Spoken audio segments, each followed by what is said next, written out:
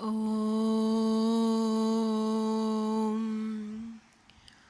സദാശിവസമാരംഭാം ശങ്കരാചാര്യമധ്യമാം അസ്മദാചാര്യപര്യന്താം വന്ദേ ഗുരുപരമ്പരാം. വംശീവിഭൂഷിതകരാത് നവനീരദാഭാത് പീതാംബരാദരുണബിംബഫലാധരോഷ്ടാത് പൂർണേന്ദുസുന്ദരമുഖാദരവിന്ദനേത്രാത് കൃഷ്ണാത് പരം കിമപി തത്വമഹം ന ജാനേ. കൃഷ്ണാത് പരം കിമപി തത്വമഹം ന ജാനേ. നൈമിഷാരണ്യത്തിൽ ഭാഗവത തത്വ സമീക്ഷാസത്രത്തിന് എത്തിച്ചേർന്നിരിക്കുന്ന എല്ലാ സജ്ജനങ്ങൾക്കും വിനീത പ്രണാമങ്ങൾ. ഭാരതത്തിൻ്റെ പല ഭാഗങ്ങളിൽ നിന്നായി നമ്മളെയൊക്കെ അനുഗ്രഹിക്കാനായി ഇവിടെ എത്തിച്ചേർന്നിരിക്കുന്ന ധാരാളം സന്യാസി ശ്രേഷ്ഠന്മാർ ഇവിടെയുണ്ട്.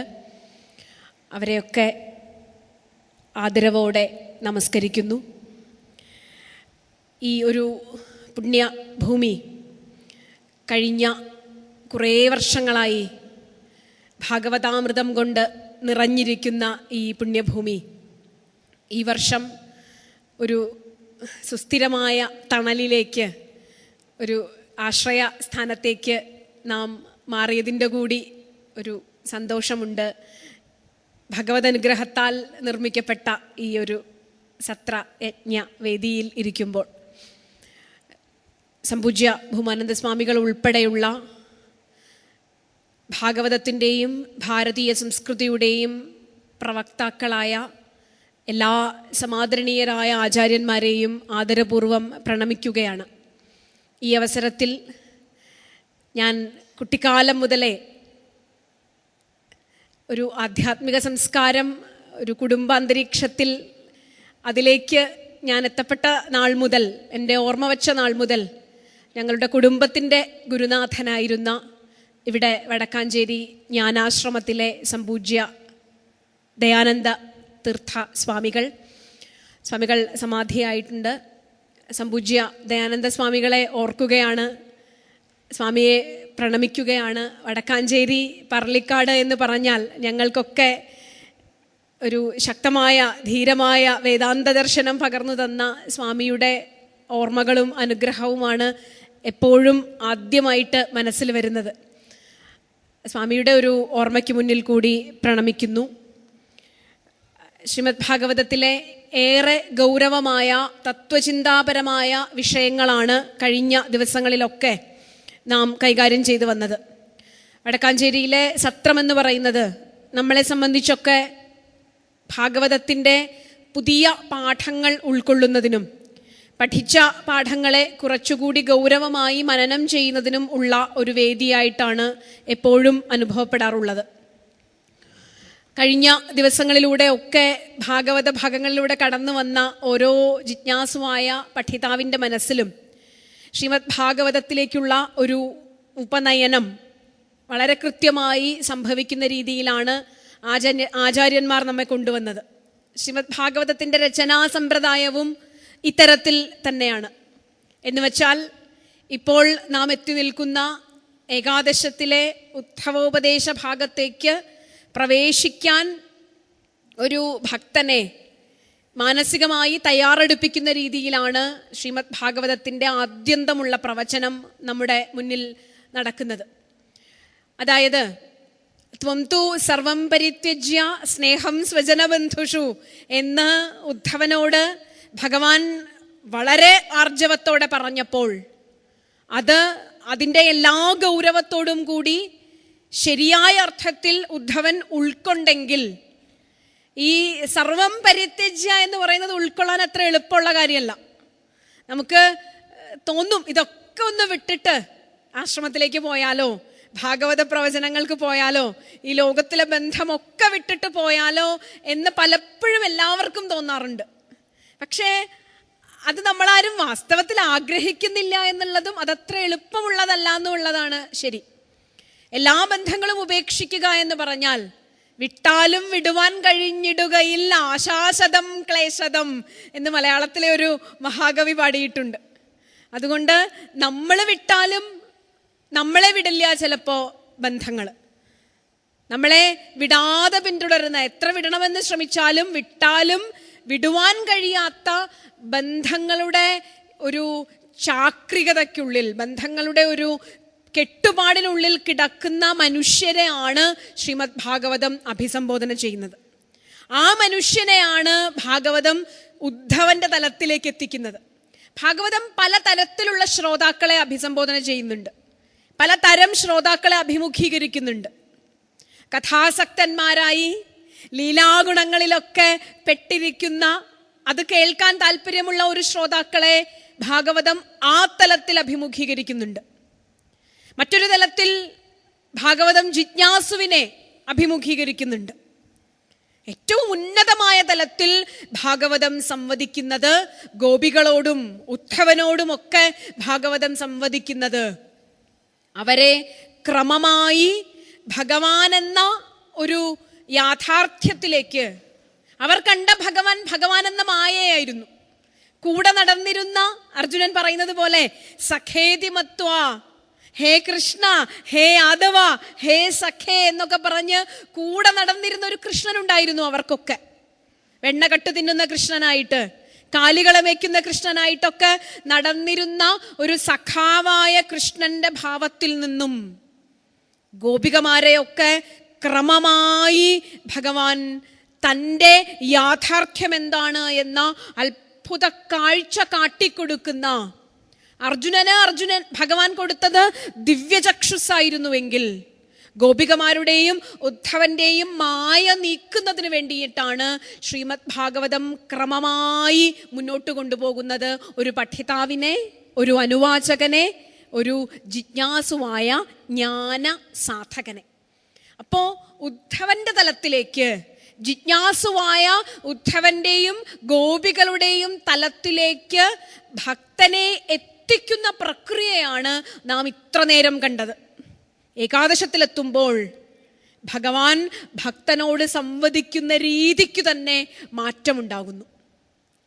മറ്റത് കഥകളിലൂടെയൊക്കെ നമുക്ക് പറഞ്ഞു തന്നെങ്കിൽ, മറ്റത് പലതരത്തിലുള്ള ജീവിത സാഹചര്യങ്ങൾക്കിടയിൽ നിന്നുകൊണ്ട് നമുക്ക് ആ സാഹചര്യങ്ങളോട് ബന്ധപ്പെടുത്തിക്കൊണ്ട് തത്വപ്രവചനം നടത്തി തന്നിരുന്നുവെങ്കിൽ അത് കുറച്ചുകൂടി എളുപ്പമാണ്.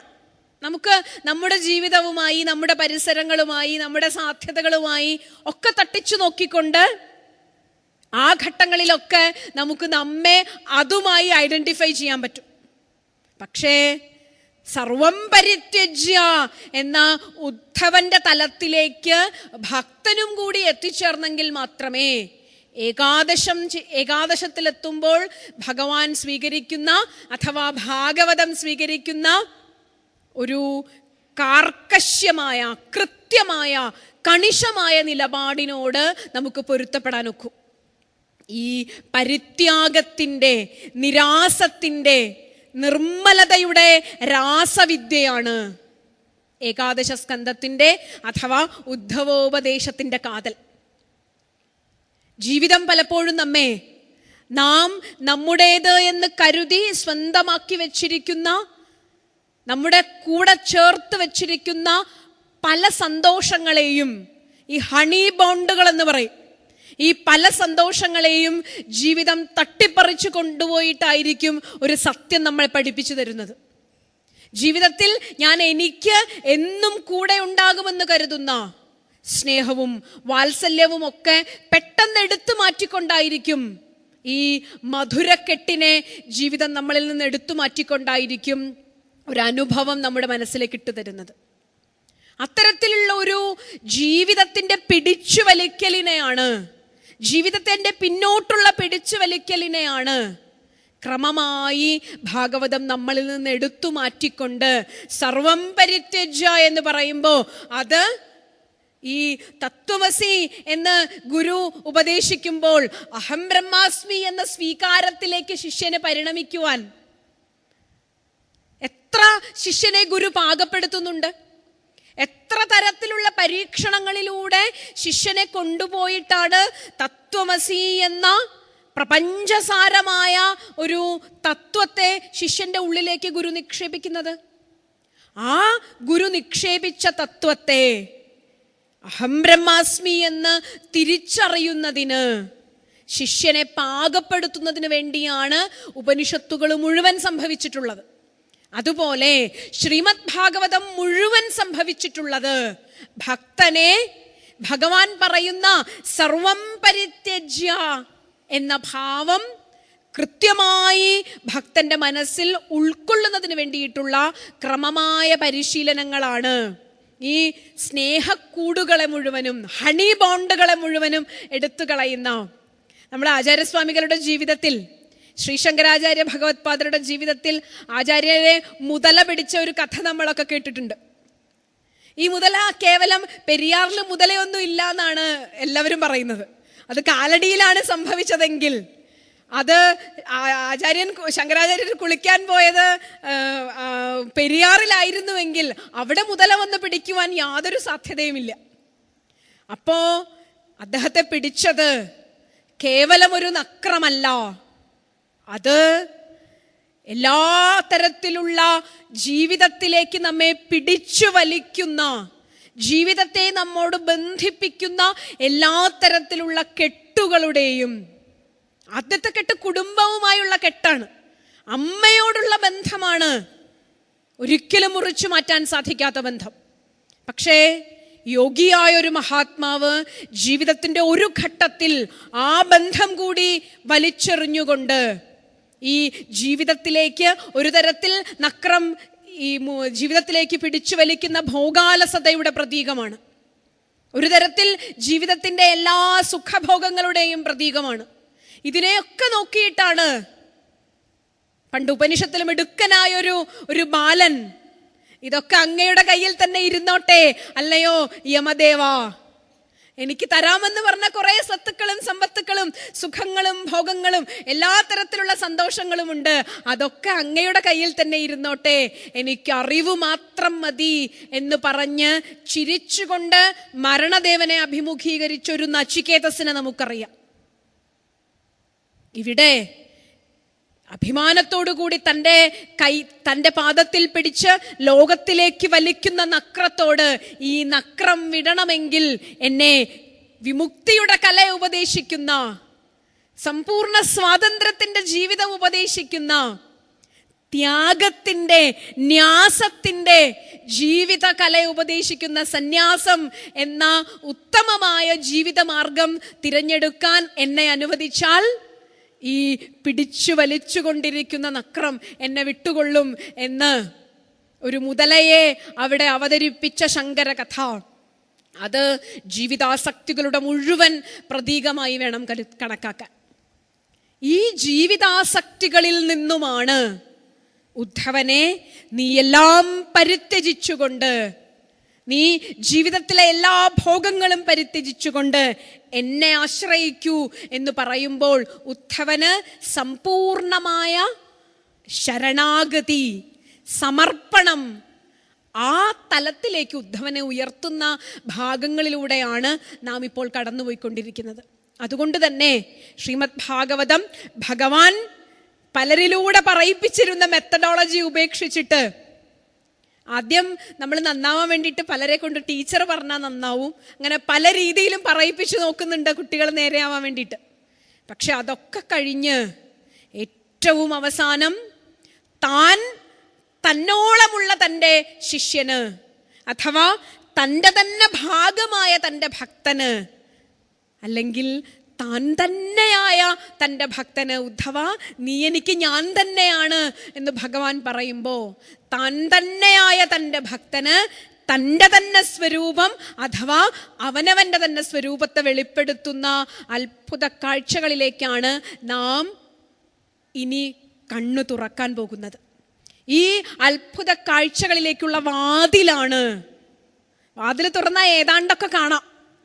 അവിടെ നടക്കാൻ പോകുന്ന ദിവ്യാത്ഭുതങ്ങളുടെ ഒരു ചെറിയ പതിപ്പൊക്കെ വാതിൽ തുറന്നു വെച്ചാൽ നമുക്ക് ആദ്യ കാഴ്ചയിൽ കാണാൻ പറ്റും. അപ്പോൾ ഉദ്ധവോപദേശം എന്ന ശരിയായ ഭാഗവതാമൃതത്തിൻ്റെ രസാസ്വാദത്തിലേക്ക് തുറന്ന വാതിലുകളാണ് നാം ഇന്ന് കാണാൻ പോകുന്ന ദേവന്മാരുടെ സ്തുതിയിലൂടെ നാം പഠിക്കാൻ പോകുന്നത്. കേവലം ഒരു ആശയതലത്തിൽ കൊണ്ട് മാത്രമേ നാം ഈ വിഷയത്തെ സമീപിക്കുന്നുള്ളൂ. അതിൻ്റെ കൂടുതൽ മനനവും ചിന്തനവുമൊക്കെ പഠിതാക്കളുടെ സ്വപ്രയത്നത്തിന്, സ്വന്തം ജിജ്ഞാസയ്ക്ക് വിട്ടു തന്നുകൊണ്ട് അതിലെ ഒരു വാതിൽ തുറക്കുന്ന പ്രക്രിയ മാത്രം നമുക്ക് നിർവഹിക്കാം. ആ പ്രക്രിയ പോലും ഈ ഭാഗങ്ങളിലൂടെ കടന്നു വരുമ്പോൾ വാതിൽ തുറക്കുന്ന പ്രക്രിയ പോലും ഏറെ മനനാത്മകമാണ്, ഏറെ ധ്യാനാത്മകമാണ് എന്ന് മനസ്സിലാക്കിക്കൊണ്ട് ഭഗവാന്റെ ആത്മാംശത്തെ തിരിച്ചറിഞ്ഞ ഉദ്ധവന്റെ മനസ്സോടുകൂടിയിട്ട് ഞാൻ നീ തന്നെയാണ് എന്ന് ഭഗവാൻ കൊടുത്ത ഉറപ്പിന്മേൽ, എൻ്റെ തന്നെ ആത്മസത്തയുടെ പ്രതീകമാണ് നീ എന്ന് ഭഗവാൻ ഉദ്ധവനും അർജുനനും ഉറപ്പ് കൊടുത്തിട്ടുണ്ട്. ഈ ആത്മസത്തയുടെ നരനാരായണ ഭാവങ്ങളുടെ, ഇച്ഛാശക്തിയുടെയും കർമ്മശക്തിയുടെയും ഈ ദ്വന്ദ്വ സമീകരണത്തിൻ്റെ ഉദ്ധവ ഭഗവത് സംവാദത്തിലേക്കുള്ള വാതിലിലൂടെ നമുക്കൊന്ന് പ്രവേശിച്ചു നോക്കാം. ഇവിടെ ഏകാദശത്തിലെ 6-ാം അധ്യായത്തിലെ ചില ഭാഗങ്ങളാണ് നാം മനനം ചെയ്യുന്നതിന് വേണ്ടി തിരഞ്ഞെടുത്തിരിക്കുന്നത്. ഏകദേശം 5 അധ്യായങ്ങൾ കൊണ്ട്, ഇതിനു മുൻപുള്ള 5 അധ്യായങ്ങൾ കൊണ്ട് ജീവന്റെ സഹജമായ അവസ്ഥ എന്താണ്, ബ്രഹ്മ അനുഭൂതിയാണ്, അവനവന്റെ സ്വരൂപം എന്താണ്, ബ്രഹ്മാനന്ദാനുഭൂതിയാണ്, അത് എങ്ങനെയാണ് ഈ അനാനന്ദാവസ്ഥയെ പ്രാപിക്കുന്നത്, ഒരു ജീവൻ തൻ്റെ സ്വരൂപത്തെ എങ്ങനെയാണ് തിരിച്ചറിയുന്നത് എന്ന് കാണിച്ചു തന്നു. നാം പലതായി കരുതിയിരിക്കുന്ന നമ്മുടെ പേരുകൊണ്ടും നമ്മുടെ ജോലി കൊണ്ടും, എൻ്റെ ജോലിയാണ് ഞാൻ, എൻ്റെ പേരാണ് ഞാൻ, എൻ്റെ കുടുംബമഹിമയാണ് ഞാൻ, എൻ്റെ ബന്ധുബലമാണു ഞാൻ, എൻ്റെ സൗന്ദര്യമാണു ഞാൻ, എൻ്റെ ആരോഗ്യമാണു ഞാൻ, ഇങ്ങനെ ഞാൻ എന്നെ ഐഡന്റിഫൈ ചെയ്തിരിക്കുന്ന എല്ലാ കവചങ്ങളും അടർന്നു വീണുകൊണ്ട്, ഉപനിഷത്ത് വാക്യങ്ങളിൽ പറഞ്ഞാൽ ഭിദ്യതേ ഹൃദയഗ്രന്ഥി ഛിദ്യന്തേ സർവസംശയ, ഒരു ഭക്തന്റെ ഹൃദയഗ്രന്ഥികൾ, താൻ തന്നെ കെട്ടിവെച്ചിരിക്കുന്ന ഹൃദയഗ്രന്ഥികളെല്ലാം അയഞ്ഞ് തൻ്റെ സ്വരൂപത്തിലേക്ക് ഒരു ഭക്തൻ തിരിച്ചറിയുന്ന ഒരു അവസ്ഥയെയാണ് കഴിഞ്ഞ 5 അധ്യായങ്ങൾ കൊണ്ട് സൂചിപ്പിച്ചത്. ഇനി വരാനിരിക്കുന്ന ഉദ്ധവോപദേശത്തിലെ അധ്യായങ്ങൾ കൊണ്ട് ഭഗവാൻ തൻ്റെ ഭക്തന്റെ സ്വരൂപത്തെ പ്രകാശിപ്പിച്ചു കഴിഞ്ഞു. അയാൾ എങ്ങനെയാണ് സ്വരൂപം തിരിച്ചറിഞ്ഞു കഴിഞ്ഞ, തത്വമസി ഉപദേശിച്ചു കഴിഞ്ഞു. തത്വമസി ഉപദേശിച്ചു കഴിഞ്ഞ ഒരു ഭക്തൻ, ഒരു ജിജ്ഞാസു എങ്ങനെയാണ് അത് നീയാകുന്നു എന്ന് പറഞ്ഞു കഴിഞ്ഞു.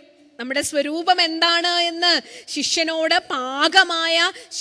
പറഞ്ഞു കഴിഞ്ഞു. ഇനി സംഭവിക്കേണ്ടത് അത് ഞാനാകുന്നു, അഹം ബ്രഹ്മാസ്മി, ഈ പറഞ്ഞ പ്രപഞ്ചക്കാതൽ, പ്രപഞ്ചപ്പൊരുൾ, അത് താൻ തന്നെയാകുന്നു എന്ന ശിഷ്യന്റെ തിരിച്ചറിവാണ്, പഠിതാവിൻ്റെ തിരിച്ചറിവാണ് ഉദ്ധവ ഉപദേശ ഭാഗങ്ങളിലൂടെയുള്ള സഞ്ചാരത്തിൽ നമുക്ക് മനസ്സിലാകുന്നത്. അപ്പോൾ ഉപദേശവും കഴിഞ്ഞു, ഈ തിരിച്ചറിവിലേക്ക് കടക്കാനും പോകുന്നു. അതിനിടയിലുള്ള ഒരു ഈ രണ്ടിനെയും കൂടി സമീകരിക്കുന്ന ഒരു മനനാത്മകമായ ഭാഗമാണ് നാം ഇപ്പോൾ മനനം ചെയ്യാൻ പോകുന്ന ഭാഗം. ബ്രഹ്മാവ് തുടങ്ങിയ ദേവന്മാർ സാക്ഷാൽ ശ്രീകൃഷ്ണ ഭഗവാനെ ദ്വാരകയിലേക്ക് സന്ദർശിക്കാൻ വരികയാണ്. ബ്രഹ്മാവ് ആത്മജയി ദേവൈ ആവൃത ബ്രഹ്മ, ദേവന്മാരാലും തൻ്റെ മാനസപുത്രന്മാരാലും ബ്രഹ്മാവ് എവിടേക്ക് വന്നു? ദ്വാരകയിലേക്ക് ഭഗവാനെ കാണുന്നതിന് വേണ്ടിയിട്ട് വരികയാണ്. ബ്രഹ്മാവ് വരുമ്പോൾ കൂടെ സാക്ഷാൽ ഭൂതഭവ്യേശനായ ശ്രീ മഹാദേവനും ഭൂതഭവ്യേശനും ഭൂതനാഥനുമായ ശ്രീ മഹാദേവനും അനുഗമിക്കുന്നുണ്ട് ഭഗവാനെ കാണാൻ. ഭഗവാന്റെ ഭൂലോകസുന്ദരമായ കൃഷ്ണവേഷം, കൃഷ്ണവപു, കൃഷ്ണ ശരീരം എടുത്തുകൊണ്ട്, തൻ്റെ ശരീരം കൃഷ്ണഭാവം എടുത്തുകൊണ്ട് അതിമനോഹരമായ ലീലകളാടിയ ഈ പ്രപഞ്ചത്തെ മുഴുവനും മായാമോഹനനാക്കി ഈ പ്രപഞ്ചത്തെ മുഴുവൻ ആനന്ദിപ്പിച്ച ലീലകളാടിയ ഭഗവാന്റെ അതിമനോഹരമായ ശരീരം, അത് ദ്വാരകാധിപനായി ജനങ്ങളെ മുഴുവൻ രഞ്ജിപ്പിച്ചുകൊണ്ട്, ജനങ്ങളെ മുഴുവൻ തന്നിലേക്ക് ആകർഷിച്ചുകൊണ്ട് നിലനിൽക്കുന്ന ഈ മനോഹരമായ ശരീരം കാണുന്നതിന് വേണ്ടിയിട്ട് ദേവന്മാരോടൊപ്പം ഇന്ദ്രന്മാര്, മരുത്തുക്കള്, ആദിത്യന്മാർ, വസുക്കൾ, അശ്വനി ദേവന്മാർ, അങ്കിരസുകൾ, ബൃഹസ്പതി, ഏകാദശ രുദ്രന്മാര്, വിശ്വേദേവന്മാര്, സിദ്ധന്മാര്, സാധ്യന്മാര്, ഗന്ധർവന്മാര്, ഇങ്ങനെ ഒരു വലിയ ദേവസമൂഹം മുഴുവനും ഈ ഭഗവാന്റെ അതിമനോഹരമായ കൃഷ്ണവേഷം കാണുന്നതിന് വേണ്ടിയിട്ട് മായാമാനുഷനായി എങ്ങനെയാണോ പ്രപഞ്ചക്കാതലായ ഒരു സത്യത്തിന് രൂപമില്ലാത്തത് കൊണ്ട് അതിന് ഏത് രൂപവും എടുക്കാൻ സാധിക്കും. ഒരു രൂപമുണ്ടെങ്കിലേ ആ രൂപത്തിൽ തന്നെ നിജപ്പെടുത്തേണ്ടതുള്ളൂ. ഒരു രൂപവുമില്ലാത്തവന് ഈ പ്രപഞ്ചത്തിലെ എല്ലാ രൂപങ്ങളും സ്വീകരിക്കാം. അപ്പോ മനുഷ്യനെ മുഴുവൻ തന്നിലേക്ക് ആകർഷിക്കുന്ന മനോഹരമായ ഈ രൂപമെടുത്ത ഭഗവാനെ കാണുന്നതിന് വേണ്ടിയിട്ട് ചില അത്യാവശ്യ സംഗതികൾ അറിയിക്കുന്നതിന് വേണ്ടിയിട്ട് ഒരു ദേവസമൂഹം മുഴുവനും ഭഗവാനെ കാണുന്നതിന് വേണ്ടി വരുന്ന അതിമനോഹരമായ ഒരു നാടകീയമായ അവതരണത്തിലൂടെയാണ് ദേവന്മാർ ഭൂമിയിലേക്ക് ഇറങ്ങി വരുന്നു.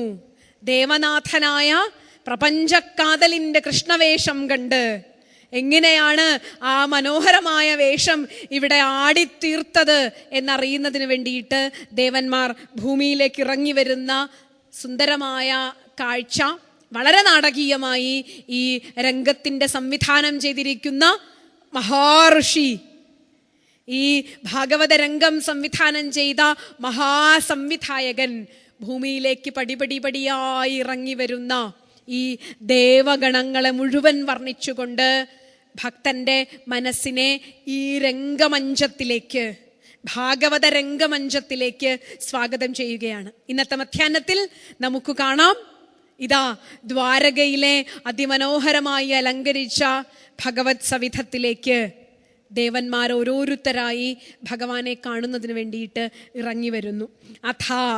അതിനുശേഷം എന്ന ഒരു സവിശേഷമായ ശാസ്ത്രവാചിയായ വാക്യത്തോടു കൂടിയിട്ടാണ് ഈ ഭാഗം ആരംഭിക്കുന്നത്. നമുക്കറിയാം, ഭാരതത്തിൻ്റെ ശാസ്ത്രഗ്രന്ഥങ്ങളിൽ പലതും ആരംഭിക്കുന്നത് അധ എന്ന വാക്യത്തോടു കൂടിയിട്ടാണ്. മംഗളാനന്തരാരംഭ പ്രശ്ന കർച്ച്നേഷ്വഥോ അധ എന്ന് ശാസ്ത്രാചാര്യന്മാർ പറഞ്ഞു കേട്ടിട്ടുണ്ട്, പഠിപ്പിച്ചിട്ടുണ്ട്.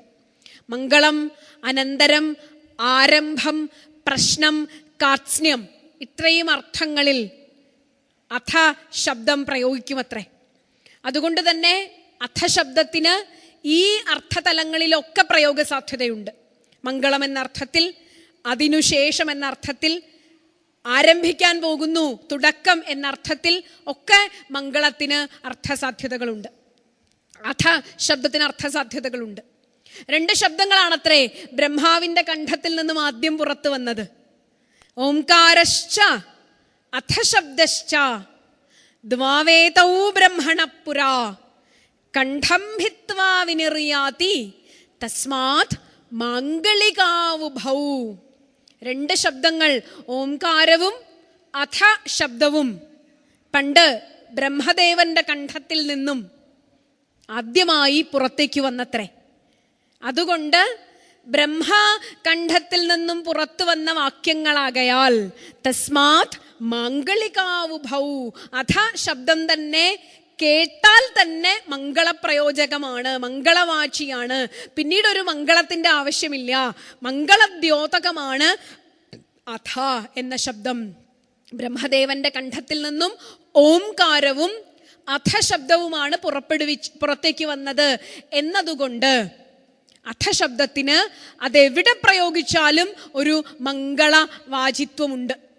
നമുക്കറിയാം, ബ്രഹ്മസൂത്രങ്ങൾ ഉൾപ്പെടെ അഥാതോ ബ്രഹ്മജിജ്ഞാസ, പൂർവമീമാംസയുടെ അഥാതോ ധർമ്മജിജ്ഞാസ, അഥ യോഗാനുശാസനം, അഥ ശബ്ദാനുശാസനം, ഇങ്ങനെ അഥ ശബ്ദം കൊണ്ട് അത് മംഗളാനന്തര ആരംഭാർത്ഥങ്ങളിലൊക്കെ ഉപയോഗിക്കുന്നു അധ എന്നുള്ള ശബ്ദം.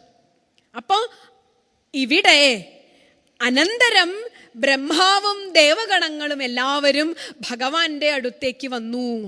അനന്തരാർത്ഥത്തിലാണ്, അതിനുശേഷം എന്ന അർത്ഥത്തിൽ ഇവിടെ ഉപയോഗിച്ചിരിക്കുക. മറ്റർത്ഥങ്ങളൊക്കെ പ്രസക്തമാണ് താനും ഇവിടെ ഉപയോഗിച്ചിരിക്കുക. മംഗളാർത്ഥത്തിലൊക്കെ എവിടെയും അധ ഉപയോഗിക്കാവുന്നതാണ്. അങ്ങനെ ബ്രഹ്മദേവന്റെ നേതൃത്വത്തിൽ, പരമശിവന്റെ നേതൃത്വത്തിൽ എല്ലാവരും ഭഗവാന്റെ നരലോക മനോഹരമായ ഏന വപുഷ, തൻ്റെ ഏതൊരു ശരീരം കൊണ്ടാണോ ഈ പ്രപഞ്ചലീലകളാടിയത് ആ ഭഗവത് ശരീരം കാണുന്നതിന് വന്നിട്ട് നതാസ്മതേ നാഥപദാരവിന്ദം ബുദ്ധീന്ദ്രിയ പ്രാണമനോവചോഭി യച്ഛിന്യതോ അന്തർഹൃദി ഭാവയുക്തൈ മുമുക്ഷുഭി കർമ്മമയോരുപാഷാത് എന്ന ശ്ലോകം കൊണ്ട്, ഇനി വരാനിരിക്കുന്ന 5-6 ശ്ലോകം കൊണ്ട് ബ്രഹ്മാദിദേവകൾ ഭഗവാനെ സ്തുതിക്കുകയാണ്. അതിമനോഹരമായ സ്തുതി. നമ്മുടെ ഭാരതീയ സംസ്കാരത്തിൽ ഇത്തരം സ്തുതികൾക്കൊക്കെ, ദേവന്മാരുടെ സ്തുതികൾക്കൊക്കെ വളരെ മനനാർഹമായ പ്രാധാന്യം നൽകുന്നുണ്ട്. വശിന്യാദി വാഗ്ദേവതകൾ ശ്രീ ലളിതാ പരമേശ്വരിയെ സ്തുതിച്ച സ്തുതിയാണ് പ്രസിദ്ധമായ ലളിതാ സഹസ്രനാമമായി നാം തിരിച്ചറിയുന്നത്. അപ്പോൾ വാഗ്ദേവതകളുടെ സ്തുതിയാണ് ലളിതാ സഹസ്രനാമമെങ്കിൽ ഇത് സാക്ഷാൽ ശ്രീകൃഷ്ണ പരമാത്മാവിനെ, പ്രപഞ്ചത്തിൻ്റെ നിയമങ്ങൾ വഹിക്കുന്ന, പ്രപഞ്ച സംവിധാനത്തെ നിയന്ത്രിച്ചു കൊണ്ടുപോകുന്ന ബ്രഹ്മാദി ദേവതകൾ സ്തുതിക്കുന്ന സ്തുതിയായാണ് ഇതിലെ ബാഹ്യരൂപം. ഭാഗവതം പഠിക്കുന്ന ഒരു പഠിതാവ് ഈ സ്തുതികളിലൂടെയൊക്കെ കടന്നു പോകുമ്പോൾ ഇതിന് ഭക്തന്റെ മനസ്സിൽ ഒരു പ്രാധാന്യം ഉണ്ടാവുന്നതിന് വേണ്ടിയിട്ട്, ഇതാര് പറഞ്ഞു, ഭഗവാനെ ആര് സ്തുതിച്ചു എന്നറിയുന്നതിന് ഒരു സന്ദർഭവുമായി ബന്ധപ്പെടുത്തിക്കൊണ്ട്, ഇത് ബ്രഹ്മാവും പരമശിവനും മറ്റു ദേവതകളെല്ലാം കൂടിയിട്ട് ഭഗവാനെ സ്തുതിച്ചതാണ് എന്ന ഒരു തലത്തിലേക്ക് ഭക്തന്റെ ചിന്തയെ ഉണർത്തണം. അതാണ് ബ്രഹ്മാവ് സ്തുതിച്ചു എന്ന് പറയുന്നതിലെ സാങ്കത്യം. പക്ഷെ അതിനപ്പുറത്ത് ഇതിലെ ആശയങ്ങൾ ഒരു ഭക്തനോട് സംവദിക്കുന്നത്, ഇതിലെ ചിന്തകൾ ഒരു ജിജ്ഞാസുവിനോട് സംവദിക്കുന്നത്, അത് ഭഗവത് സ്വരൂപം എന്താണ് എന്ന് തിരിച്ചറിയുന്നതിനുള്ള ഒരു മാർഗമാണ്. ശ്രീമദ് ഭാഗവതത്തിൽ പലയിടത്തും ആദ്യം മുതൽ ഏറ്റവും അവസാനം വരെയുള്ള പല ഭാഗങ്ങളിലും ഇതുപോലെ ഭാഗവത ഹൃദയങ്ങൾ നിക്ഷേപിച്ചിട്ടുണ്ട്. ഭാഗവതത്തിൻ്റെ മുഖ്യധാരയിലേക്ക് പ്രവേശിക്കുന്നതിനുള്ള ചില വാതിലുകൾ ഭാഗവതത്തിൽ പലയിടത്തായി നിക്ഷേപിച്ചിട്ടുണ്ട്. ഈ കുട്ടികൾ ചെറുതായിരിക്കുമ്പോൾ പാമ്പും കോണിയും കളിക്കുമ്പോൾ ഏതെങ്കിലും ഒരിടത്തെത്തിയാൽ അയാളുടെ ഇട്ട കളം കൊണ്ട് ഏതെങ്കിലും ഒരു നമ്പർ മാർക്ക് കൂടുതൽ ഏണിയുള്ളിടത്തെത്തിയാൽ അയാൾക്ക് നേരെ 100ലേക്ക് ചേരാൻ പറ്റും. ഇങ്ങനെ ഒരു രസമുള്ള കളിയാണ് ഈ കുട്ടികൾ കളിക്കുന്ന കളി. ഇതുപോലെ ഭാഗവതത്തിൻ്റെ പലയിടത്തും ഇത് വായിക്കുന്ന, പഠിക്കുന്ന, മനനം ചെയ്യുന്ന ഒരു ജിജ്ഞാസുവിന് എപ്പോഴാണ് തൻ്റെ തത്വജിജ്ഞാസ അയാളുടെ ഉള്ളിൽ ദൃഢമാകുന്നത്, എപ്പോഴാണ് അയാൾ പാകത വരുന്നത് എന്നറിയാത്തത് കൊണ്ട് പല തലങ്ങളിലുള്ള പഠിതാക്കൾക്ക് ഭാഗവതത്തിൻ്റെ പലയിടങ്ങളിലായി ഈ ഏണികൾ തുറന്നു വെച്ചിട്ടുണ്ട്. പാമ്പും കോണിയിലെ ഏണികൾ പോലെ കോണികൾ തുറന്നു വെച്ചിട്ടുണ്ട്. അതെങ്ങോട്ടായിരിക്കും? നേരിട്ട് ഭാഗവത ഹൃദയത്തിലേക്ക് പ്രവേശിക്കുന്നതിനുള്ള. ബ്രഹ്മേതി പരമാത്മേതി ഭഗവാനിതി ശബ്ദത്തെ, ബ്രഹ്മമായ പരമാത്മാവായ ഭഗവാനായ കൃഷ്ണതത്വത്തിലേക്ക് ഒരു പഠിതാവിന് പ്രവേശിക്കുന്നതിനുള്ള ധാരാളം ദ്വാരങ്ങൾ ഭാഗവത ഗ്രന്ഥത്തിൽ, ഭാഗവത ചിന്തയിൽ പലയിടത്തായി നിക്ഷേപിച്ചിരിക്കുന്നു. അതിലൊരു പ്രധാനപ്പെട്ട ഹൃദയവാതിലാണ് ഭാഗവത തത്വം എന്താണ് എന്നതിലേക്ക് പ്രവേശിക്കുന്നതിനുള്ള ഒരു പ്രധാനപ്പെട്ട വാതിലാണിത്. അതുകൊണ്ട് തന്നെ നതാസ്മതേ നാഥപദാരവിന്ദം, ദേവന്മാർ സ്വർഗത്തിൽ നിന്ന് കൊണ്ടുവന്ന മനോഹരങ്ങളായ പുഷ്പങ്ങളെ കൊണ്ട് കോർത്ത മാല കൊണ്ട് ഭഗവാനെ ഹാരാർപ്പണം ചെയ്യുന്നു. അതിനുശേഷം വളരെ വളരെ ഹൃദയസ്പർശിയായിട്ട് പൂർണ്ണമായ സമർപ്പണത്തോടു കൂടിയിട്ട് നതാസ്മതേ നാഥപദാരവിന്ദം, ഭഗവാന്റെ പാദങ്ങളെ നമസ്കരിക്കുന്ന ശ്ലോകങ്ങളിലൂടെയാണ് ഈ സ്തുതി ആരംഭിക്കുന്നത്.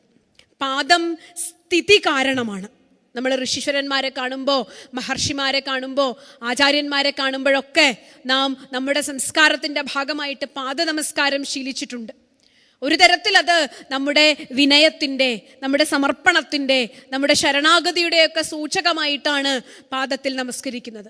മറ്റൊരു തരത്തിൽ സ്ഥിതി എന്ന പ്രപഞ്ചത്തെ താങ്ങി നിർത്തിയിരിക്കുന്ന സ്ഥിതി തത്വത്തിൻ്റെ പ്രതീകമായിട്ടാണ് നാം പാദങ്ങളിൽ നമസ്കരിക്കുന്നത്.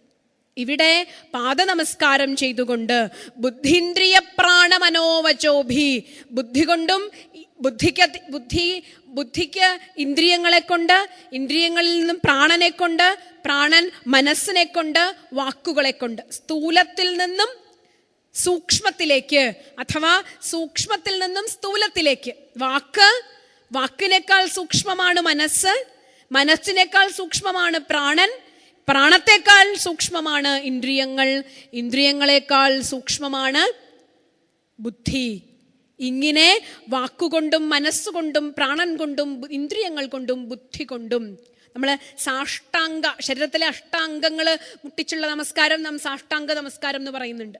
അതുപോലെ ഏതൊരു തത്വമാണോ ഭഗവാൻ എന്ന, ശ്രീകൃഷ്ണൻ എന്ന ശരീരമെടുത്തുകൊണ്ട് ഈ പ്രപഞ്ചത്തെ താങ്ങി നിർത്തുന്ന ഏതൊരു തത്വമാണോ ഉള്ളത്, ആ പ്രപഞ്ചക്കാതലിൻ്റെ മുന്നിൽ വാക്കുകൊണ്ടും മനസ്സുകൊണ്ടും പ്രാണനെ കൊണ്ടും ഇന്ദ്രിയങ്ങളെ കൊണ്ടും ബുദ്ധിയെ കൊണ്ടും ഞാൻ നമസ്കരിക്കുന്നു, ഞങ്ങൾ നമസ്കരിക്കുന്നു എന്ന് പറഞ്ഞുകൊണ്ട് ഈ ഒരു സമ്പൂർണമായ സമർപ്പണത്തിൻ്റെ നമസ്കാരമാണ് നാം ഇവിടെ ആദ്യ ഭാഗത്തു കാണുന്നത്.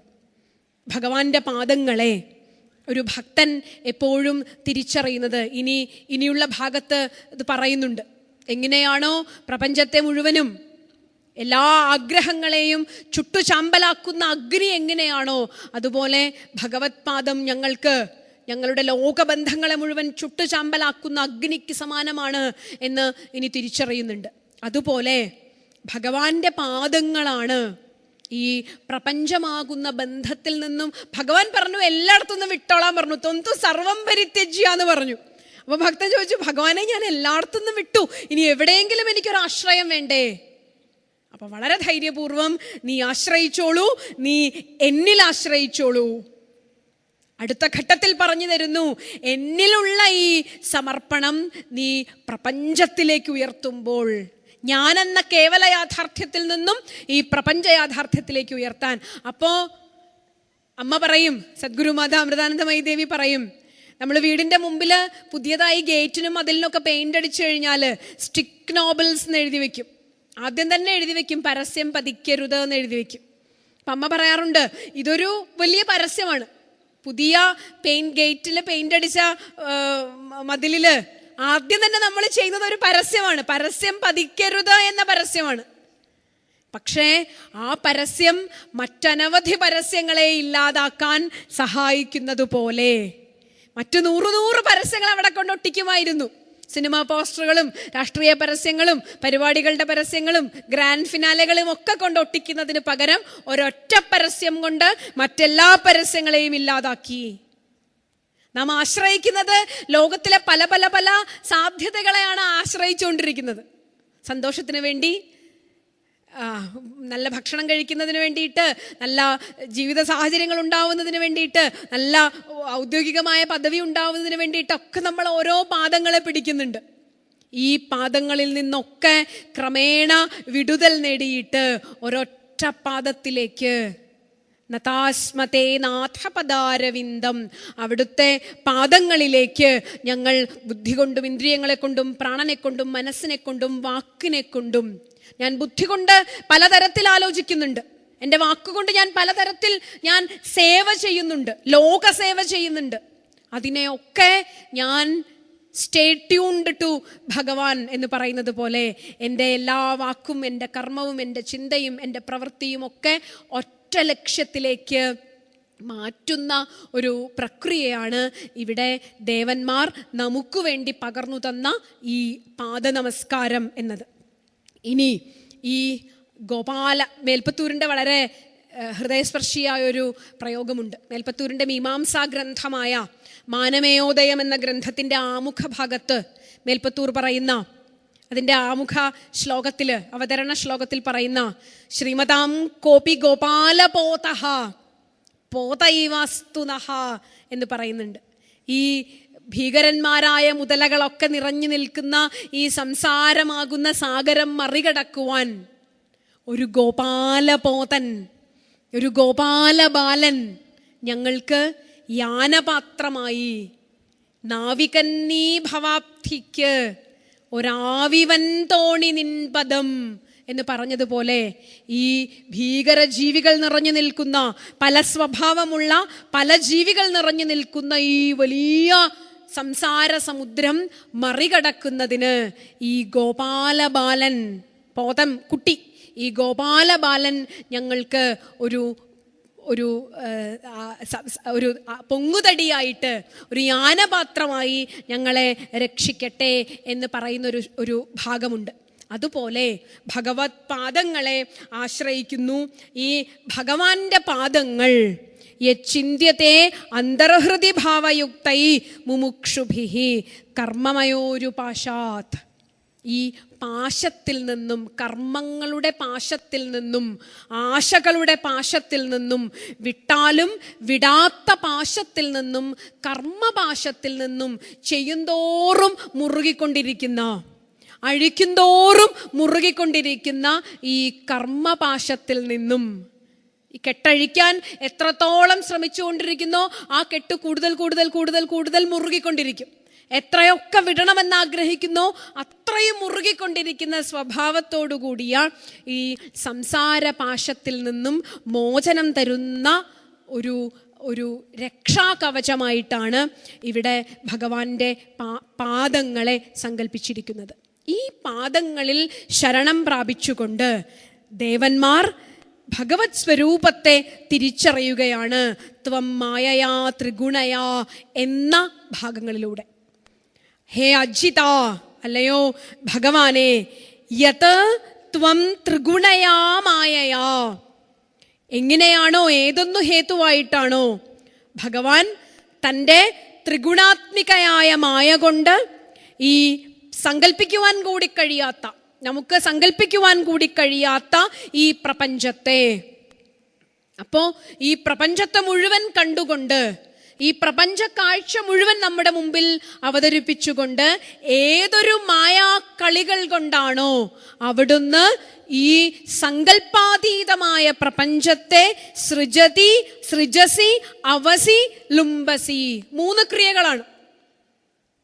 ഈ പ്രപഞ്ചത്തിൽ നടക്കുന്ന 3 കർമ്മങ്ങളേ ഉള്ളൂ.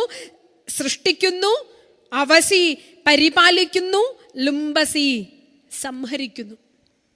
അതായത് ഈ പ്രപഞ്ചത്തിൻ്റെ കർത്താവ്, ഈ പ്രപഞ്ചം നിലനിർത്തിക്കൊണ്ടു പോകുന്നത്, ഈ പ്രപഞ്ചത്തെ സംഹരിക്കുന്നത്, സൃഷ്ടി സ്ഥിതി ലയ കാരണം, നേരിട്ട് ജന്മാദ്യസ്യ യതഃ എന്ന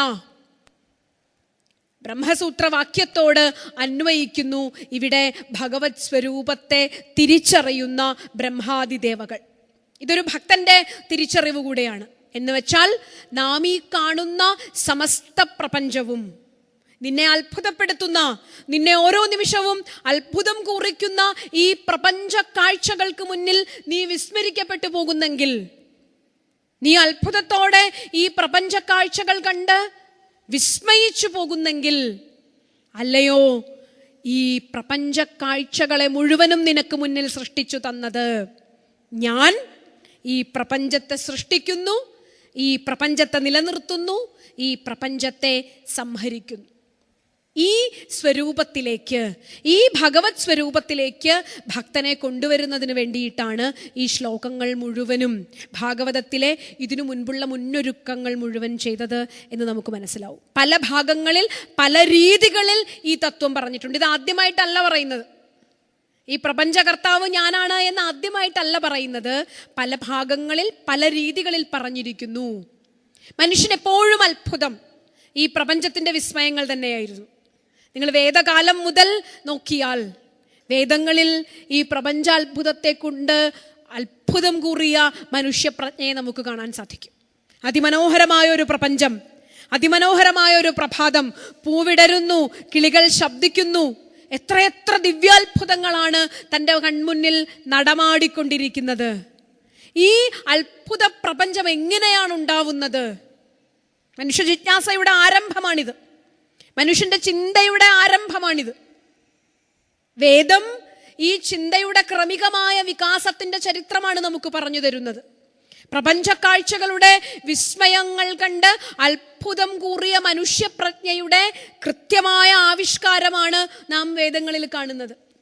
അപ്പോൾ ഒരു ജിജ്ഞാസുവിന്റെ പഠനം ആദ്യമായി ആരംഭിക്കുന്നത് ഈ പ്രപഞ്ചം എങ്ങനെയാണ് ഇത്ര മനോഹരമായി സംവിധാനം ചെയ്യപ്പെട്ടത്. താരാജാലങ്ങളും പാരാവാരങ്ങളും ഒക്കെ നിറഞ്ഞ ഈ പ്രപഞ്ചം എങ്ങനെയായിരിക്കാം യാതൊരു മാറ്റവുമില്ലാതെ കൃത്യമായി മുന്നോട്ടു പോകുന്ന രീതിയിൽ സംവിധാനം ചെയ്യപ്പെട്ടത് എങ്ങനെയാണ് എന്ന മനുഷ്യചിന്തയുടെ ഏറ്റവും ആദിമവും ഏറ്റവും അന്തിമവുമായ ജിജ്ഞാസയെയാണ് ഇവിടെ അഭിമുഖീകരിക്കുന്നത്. ഏതൊരു ഊർജമാണോ, ഏതൊരു ചൈതന്യമാണോ ഈ ജഡമായ വസ്തുക്കളിൽ പ്രവേശിച്ച് അതിനൊക്കെ ചൈതന്യം നൽകിക്കൊണ്ട്, അതിന് സത്ത് നൽകിക്കൊണ്ട്, അതിനുണ്മ നൽകിക്കൊണ്ട്, അതിന് ഊർജം നൽകിക്കൊണ്ട് ഈ പ്രപഞ്ചാകാരമായി പരിണമിച്ചത്. വാസ്തവത്തിൽ ഈ ചൈതന്യം ഉടൽ പൂണ്ടതാണ് ഈ പ്രപഞ്ചം. ചൈതന്യത്തിനൊരു ശരീരം ഉണ്ടാവുകയാണെങ്കിൽ അത് ഈ പ്രപഞ്ച ശരീരമായിരിക്കും. വിശ്വരൂപ ദർശനത്തിൽ ഭഗവാൻ ഇത് കാണിച്ചു തരുന്നുണ്ട്. ഈ പ്രപഞ്ചത്തിന്റെ സൃഷ്ടിസ്ഥിതിലയ കർത്താവ് ഞാനാണ് എന്ന ഭഗവാന്റെ പ്രസ്താവത്തെ, അല്ലെങ്കിൽ ഇവിടെ ദേവകൾ തിരിച്ചറിയുന്ന ഈ പ്രസ്താവത്തെ നാം നേരിട്ട് അന്വയിക്കേണ്ടത് ഭഗവാന്റെ വിശ്വരൂപ ദർശനത്തിലേക്കാണ്. ഈ പ്രപഞ്ചം മുഴുവൻ നിറഞ്ഞു നിന്നുകൊണ്ട് അത്യധിഷ്ഠദശാങ്കുലം, ഈ പ്രപഞ്ചം മുഴുവൻ നിറഞ്ഞ് കവിഞ്ഞ് വ്യാപിച്ചു നിൽക്കുന്ന ഒരു മഹത് ശരീരത്തിലേക്ക്, അതിൽ സൃഷ്ടി നടക്കുന്നു, ലയം നടക്കുന്നു, പരിപാലനം നടക്കുന്നു, സംഹാരം നടക്കുന്നു. ഇതിൻ്റെ മൂന്നിൻ്റെയും കർത്താവാണ് ഈ കർമ്മങ്ങൾ മുഴുവൻ ചെയ്തുകൊണ്ടിരിക്കുന്ന സൃഷ്ടി എന്ന, സ്ഥിതി എന്ന, ലയമെന്ന. ശാസ്ത്രം പറയും 6 അവസ്ഥകളിലൂടെയാണ് ഒരു ജീവി കടന്നു പോകുന്നത്. അത് മനുഷ്യനായാലും ജീവജാലങ്ങളായാലും 6 ഭാവവികാരങ്ങളിലൂടെയാണ് ഒരു ജീവി കടന്നു പോകുന്നത്. നമുക്കറിയാം, നാം ജനിക്കുന്നു, ജായത്തെ, ജനിച്ചാൽ തന്നെ നിലനിന്നുകൊള്ളണമെന്നില്ല, ജനിച്ച വസ്തു നിലനിന്നുകൊള്ളണമെന്നില്ല. അതുകൊണ്ട് ജനിക്കുന്നു, നിലനിൽക്കുന്നു, എന്നാലേ ഇനി മുന്നോട്ടുള്ളത് നടക്കുള്ളൂ. ജായത്തെ, അസ്ഥി, പതുക്കെ പതുക്കെ അയാൾ വർദ്ധത്തെ. ഈ വൃദ്ധിയുടെ കുറെ കാലങ്ങൾ കഴിഞ്ഞാൽ പിന്നെ പതുക്കെ അയാൾ പരിണമിക്കാൻ തുടങ്ങും, മാറ്റങ്ങൾ വരാൻ തുടങ്ങും ശരീരത്തിൽ. അയ്യോ, കുറെ നാൾ മുമ്പ് ഇങ്ങനെ കണ്ടപ്പോൾ ഇങ്ങനെയല്ലായിരുന്നല്ലോ, നല്ല മാറ്റം വന്നു, ശരീരത്തിന് മാറ്റം വന്നു, ചിന്തകൾക്ക് മാറ്റം വന്നു. ജായതേ, അസ്ഥി, വർദ്ധതേ, കൊച്ചുകുട്ടിയിൽ നിന്നും വലുതാവുന്നു അയാൾ. പതുക്കെ പതുക്കെ കുറേ നാളുകൾ കൊണ്ട് സംഭവിക്കുന്ന പരിണാമമാണ് വിപരിണമതേ. പരിണാമത്തിന്റെ ഒരു ഘട്ടം കഴിഞ്ഞാൽ പിന്നെ നമ്മളെ കാണുമ്പോൾ ആൾക്കാർ പറഞ്ഞു തുടങ്ങും, യു വല്ലാതെ പ്രായമായിരിക്കുന്നു. പതുക്കെ പതുക്കെ പതുക്കെ ശരീരത്തിലെ ഓരോ ഭാഗങ്ങൾ അപക്ഷീയത്തെ, ക്ഷയിച്ച് ക്ഷയിച്ച് ക്ഷയിച്ചു വരുന്നു. ഇങ്ങനെ അഭിമാനത്തോടെ നിന്നയാൾ പതുക്കെ പതുക്കെ ശരീരം കുനിച്ചു തുടങ്ങുന്നു. അപക്ഷീയത്തെ, സ്വാഭാവികമായ നശ്യത്തെ, വിലയം പ്രാപിക്കുന്നു. ഈ ഒരു ചാക്രികത ഉണ്ടാവുന്നു, നിലനിൽക്കുന്നു, വളരുന്നു, പരിണമിക്കുന്നു, നശിക്കുന്നു, ക്ഷയിക്കുന്നു, നശിക്കുന്നു. ഈ ഒരു ചാക്രികത പ്രപഞ്ചത്തിന് മുഴുവനുമുണ്ട്. ഇതാണ് വാസ്തവത്തിൽ പ്രപഞ്ചഗതി എന്ന് പറയുന്നത്. ഇതാണ് വാസ്തവത്തിൽ പ്രപഞ്ചത്തിന്റെ കർമ്മഗതി എന്ന് പറയുന്നത്. ഈ കർമ്മഗതിയിൽ പോയി കൃത്യമായി അടയാളപ്പെടുത്തിക്കൊണ്ട് പറയുന്നു, ഈ കർമ്മഗതിയെ കൃത്യമായി നിയന്ത്രിച്ചു കൊണ്ടിരിക്കുന്ന ഒരു ചാലക ശക്തി ഉണ്ടെങ്കിൽ, ഒരു ഊർജ സ്രോതസ് ഉണ്ടെങ്കിൽ, ഒരു ചൈതന്യധാമമുണ്ടെങ്കിൽ, ഈ പ്രപഞ്ചത്തെ സൃഷ്ടിക്കുന്ന, ചമയ്ക്കുന്ന, അഴിക്കുന്ന ഒരു ശക്തി ഉണ്ടെങ്കിൽ ആ ശക്തിയെ ഭക്തൻ ഭഗവാൻ എന്ന് വിളിക്കുന്നു, വിശ്വാസി ഈശ്വരൻ എന്ന് വിളിക്കുന്നു. നമുക്കിഷ്ടമുള്ള ഭാഷയിൽ ഈ ചൈതന്യത്തെ നമുക്ക് തിരിച്ചറിയാവുന്നതാണ്. ഇങ്ങനെ ഭാഗവത ഹൃദയമാകുന്ന ഭാഗവത രഹസ്യം വെളിപ്പെടുത്തിക്കൊണ്ട് പക്ഷേ ഏതൈ കർമ്മഭിഹി ന അജ്യത്തെ, ഇങ്ങനെ നിരവധി കർമ്മങ്ങൾ നടക്കുമ്പോഴും ഈ കർമ്മങ്ങളിൽ നിന്നൊക്കെ അതിൽ നിന്നൊന്നും അതിൽ വ്യാപൃതനാവാതെ ഈ മായ നടത്തുന്ന എല്ലാ കർമ്മങ്ങളും കണ്ടുകൊണ്ട് അതിനു സാക്ഷിയായി അതിൽ നിന്നും മാറി നിൽക്കുകയും ഈ കർമ്മഫലങ്ങളൊന്നും തന്നെ ബാധിക്കാതെ നിൽക്കുകയും ചെയ്യുന്നതാണ് ശക്തിയുടെ സ്വരൂപം. നമ്മൾ നേരത്തെ പറഞ്ഞു, പുരുഷനും സ്ത്രീയുമാണെങ്കിൽ പുരുഷരൂപത്തിലോ സ്ത്രീ രൂപത്തിലോ ഇരിക്കണം.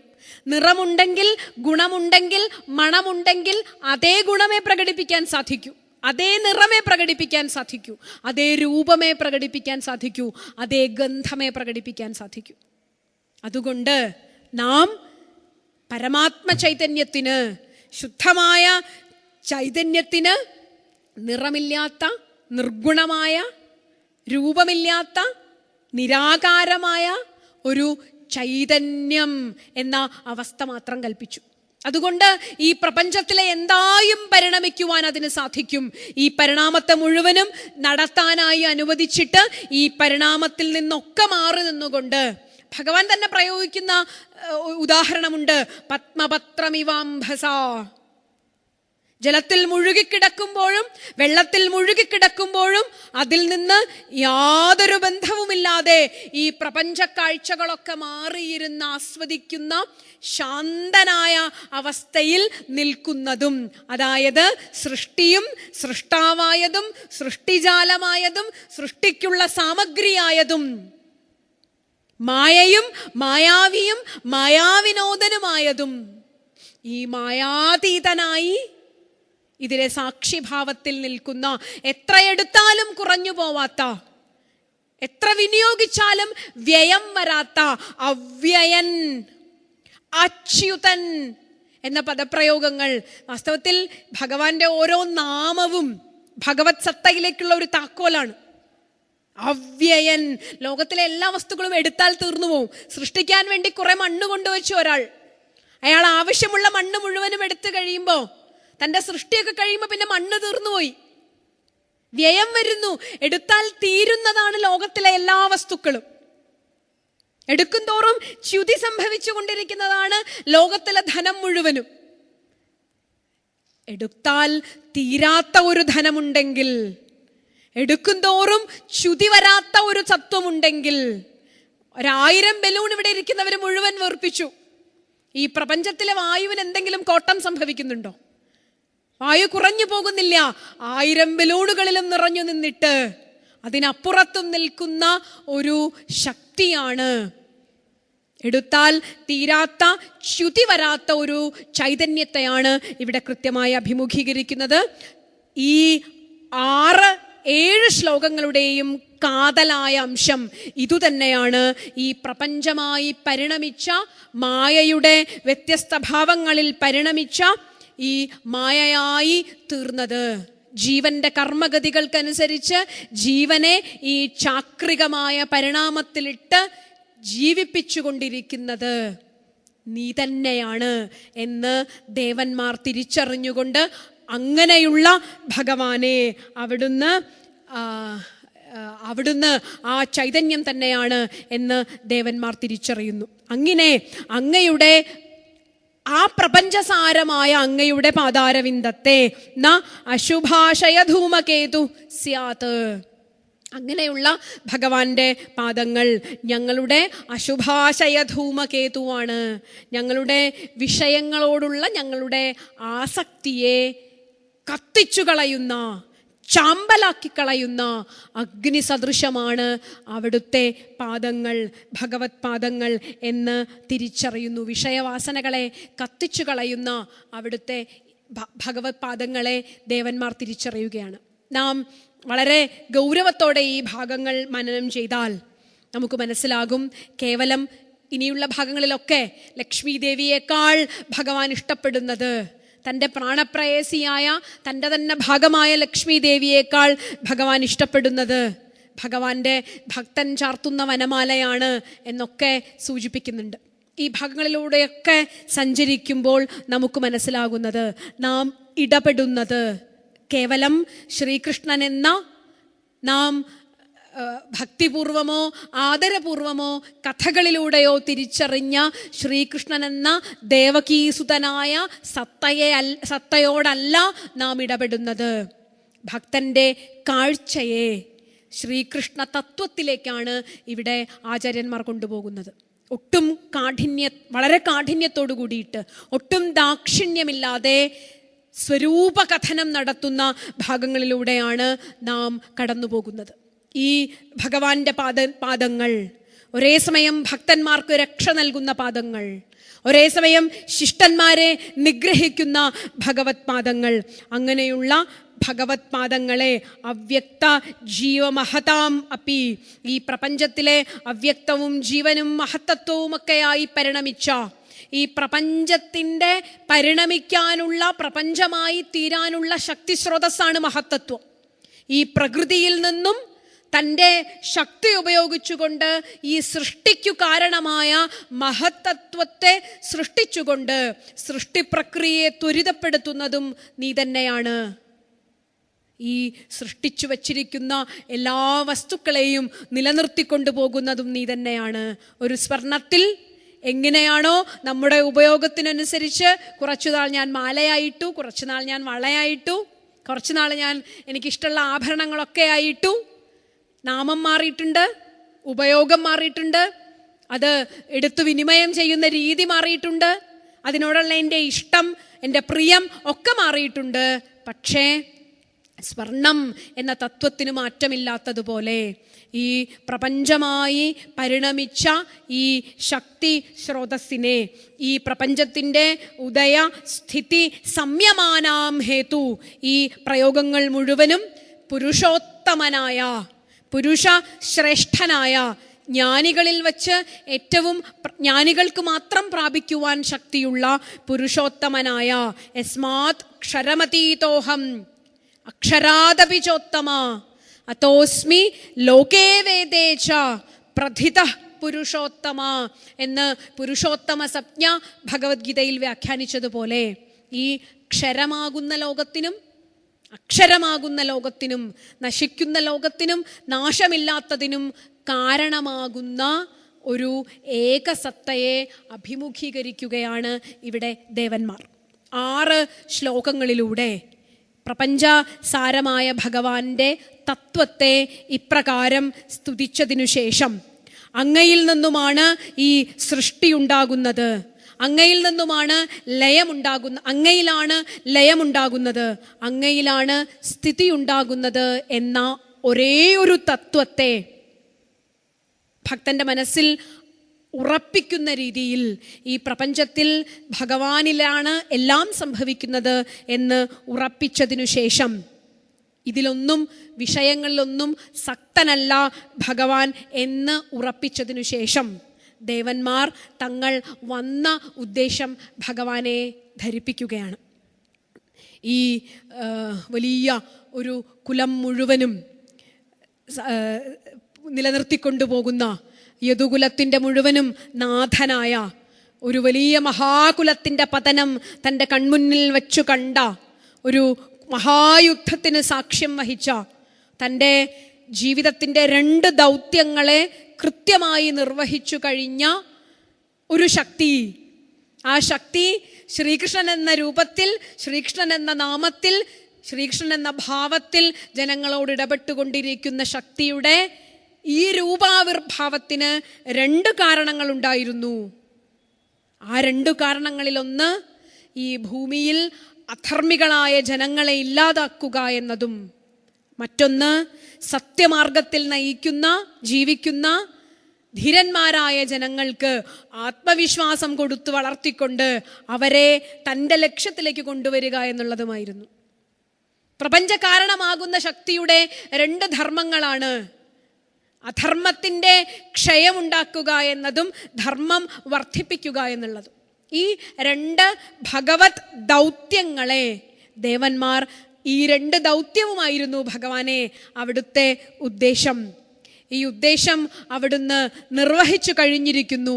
ഇനി അവിടുന്ന് അവിടുത്തെ സ്വധാമത്തിലേക്ക് തിരിച്ചു വരണം, സ്വരൂപത്തിലേക്ക് തിരിച്ചു വരണം. ഏതൊരു ഉദ്ദേശത്തിന് വേണ്ടിയിട്ടാണോ ഈ വേഷം സ്വീകരിച്ചത്, ഈ വേഷം ഭംഗിയായി നിർവഹിച്ചു കഴിഞ്ഞതിനു ശേഷം അവിടുന്ന് തിരിച്ചു വരണം എന്ന അഭ്യർത്ഥനയുമായി ഭഗവാന്റെ മുന്നിൽ ദേവന്മാർ എത്തിച്ചേരുകയാണ്. അവിടെ ഭഗവാൻ പറഞ്ഞ വളരെ പ്രസക്തമായ ഉത്തരം ഭാഗവത മനനം ചെയ്യുന്നവർക്ക്, ഭാഗവതം പഠന ഗൗരവത്തോടുകൂടി പഠിക്കുന്നവർക്കൊക്കെ അറിയാം. താൻ ഏതു കുലത്തിലാണോ നിലനിൽക്കുന്നത്, ഒരേ സമയം അപാരമായ കാരുണ്യം ഭഗവാന്റെ ശീലമായതുപോലെ തന്നെ കാലോസ്മി ലോകക്ഷയകൃത്ത്, ഭഗവാന്റെ ഒട്ടും ലാവണ്യ സൗന്ദര്യങ്ങളില്ലാത്ത സ്വസ്വരൂപത്തെ കുറിച്ചുകൂടി നാം ധരിക്കേണ്ടതുണ്ട്. ഒരേ സമയം ഭക്തവാത്സല്യം ഭഗവാന്റെ ഉത്തരവാദിത്തമാകുന്നതോടൊപ്പം തന്നെ ഈ ലോകത്തിൻ്റെ ക്ഷയത്തിനു കാരണമാകുന്ന കാലം അത് ഞാൻ തന്നെയാണ് എന്ന് ഭഗവാൻ ഓർമ്മിപ്പിക്കുന്നുണ്ട്.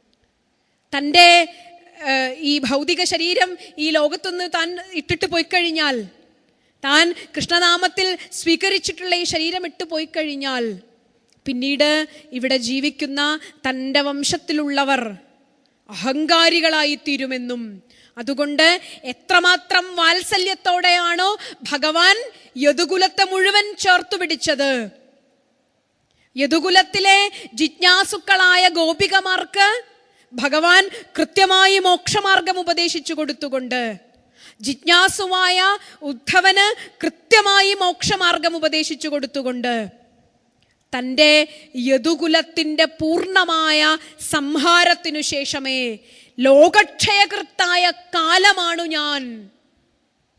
ഇവിടെ ഈ ഭാഗത്തിലൂടെ മുഴുവൻ മനനം ചെയ്താൽ നമുക്ക് മനസ്സിലാവുന്നത് ഒരു സെമിറ്റിക് മതങ്ങളുടെ സങ്കല്പമാണ് നന്മയും തിന്മയും എന്ന ദ്വന്ദ്വങ്ങൾ. നന്മയുടെ പ്രതീകമായ ഒരു ദൈവത്തെയും തിന്മയുടെ പ്രതീകമായ ഒരു ചെകുത്താനെയും സങ്കല്പിച്ച സെമിറ്റിക് മതങ്ങൾ ചിന്തയുടെ ബാല്യദശയിൽ ആരംഭിക്കുന്നതാണ്. നമുക്ക് നന്മയും തിന്മയും 2 ഘട്ടങ്ങളായേ കാണാൻ സാധിക്കൂ. 2 വിപരീത ധ്രുവങ്ങളായേ ചിന്തയുടെ ആദ്യഘട്ടത്തിൽ നമുക്ക് കാണാൻ സാധിക്കൂ. അത് നന്മയെന്നും ഇത് തിന്മയെന്നും. പക്ഷേ നന്മയും തിന്മയും സംഭവിക്കുന്നത് ഒരേ ചൈതന്യത്തിൽ തന്നെയാണ് എന്ന സനാതനധർമ്മത്തിൻ്റെ പ്രസ്താവമാണ് ഇവിടെ ഭഗവാൻ നടത്തിയത്. ശ്രീരാമകൃഷ്ണദേവൻ പറയുന്നൊരു ഉദാഹരണമുണ്ട്. കാളി തൻ്റെ കൈകളിൽ ചേർത്തു പിടിച്ചിരിക്കുകയാണ് ഈ ലോകത്തിലെ ജീവിതങ്ങളെ മുഴുവനും. അപൂർവം ചില ജന്മങ്ങൾ കാളിയുടെ ഈ ചേർത്തു പിടിക്കലിൽ നിന്നും ഇടയ്ക്കിടയ്ക്ക് വിട്ട് ജീവൻ മുക്തരായി മുകളിലേക്ക് രക്ഷപ്പെടുന്നു. കാളി മായയാണ്. മായാബന്ധം കൊണ്ട് നമ്മളെയൊക്കെ ചേർത്ത് പിടിച്ചിരിക്കുകയാണ്. ഈ മായാബന്ധത്തിൽ നിന്നും അപൂർവം ചില ജീവന്മാർ മുകളിലേക്ക് രക്ഷപ്പെടും. അപ്പൊ ശ്രീരാമകൃഷ്ണദേവൻ പറയുന്ന വാക്യമുണ്ട്, ആ മുകളിലേക്ക് രക്ഷപ്പെടുന്നത് കാണുമ്പോൾ അവൾ ആർത്തട്ടഹസിച്ച് ചിരിക്കും, അവൾ ഉറക്കെ ഉന്മാദത്തിൽ ചിരിക്കും. ഇതാ ഒരു ജീവൻ കൂടി രക്ഷപ്പെട്ടിരിക്കുന്നു. ഈ മായ കൊണ്ട് ചേർത്തു പിടിക്കുന്ന, മായാപാശങ്ങൾക്കുള്ളിൽ ചേർത്തു പിടിക്കുന്ന, കർമ്മപാശങ്ങൾക്കുള്ളിൽ ചേർത്തു പിടിക്കുന്നത് ഭഗവാന്റെ തന്നെ ശക്തിയാണ്. രാമകൃഷ്ണദേവൻ തൻ്റെ സാധനയുടെ ചില ഘട്ടങ്ങളിൽ തനിക്കുണ്ടായി എന്ന് പറയുന്ന ചില അനുഭവങ്ങളെ സൂചിപ്പിക്കുന്നുണ്ട്. ധ്യാനനിമഗ്നനായിരുന്ന, സാധനാഘട്ടങ്ങളിലൂടെ കടന്നുപോയിരുന്ന ശ്രീരാമകൃഷ്ണ പരമഹംസന്റെ മുന്നിൽ ഒരു മനോഹരമായ ദിവ്യരൂപം പ്രത്യക്ഷപ്പെട്ടു. മനോഹരമായ ദേവീ സ്വരൂപം പ്രത്യക്ഷപ്പെട്ടു. ഈ ദേവീ സ്വരൂപം പ്രത്യക്ഷപ്പെട്ടിട്ട് വാത്സല്യമാണ്, മുഖത്ത് മുഴുവൻ നിറഞ്ഞു നിൽക്കുന്നത് വാത്സല്യമാണ്. സർവാഭരണ വിഭൂഷിതയായ സുന്ദരിയായ കാളിയുടെ രൂപം. ഈ അമ്മയുടെ കയ്യിൽ നിന്നും ഒരു ദിവ്യ ശിശു ആ അമ്മയുടെ കൈകളിൽ രാമകൃഷ്ണദേവൻ കണ്ടത്രേ.